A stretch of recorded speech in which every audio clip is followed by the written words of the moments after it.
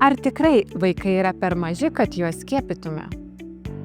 Net ir būdamas dar mažas, jūsų vaikas jau gali susirgti tam tikromis pavojingomis ligomis.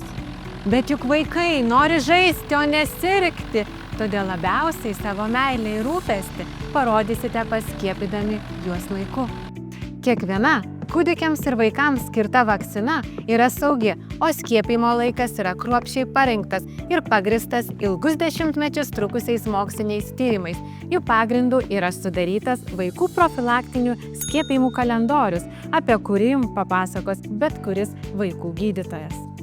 Siekiant vaikams sukelti kuo mažiau skausmo ir streso, Lietuvoje aktyviai naudojamos kombinuotosios vakcinos. Jos leidžia vienu skiepu suteikti apsaugą iškart nuo kelių skirtingų ligų.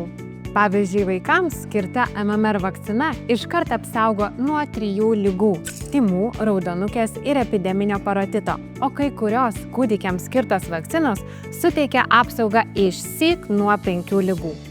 Galite būti ramūs, tai visiškai saugu ir neapkrauna vaiko imuninės sistemos. O ir tėvams bei gydytojams tai patogu, nes pakanka vieno vizito kelių ligų prevencijai užtikrinti.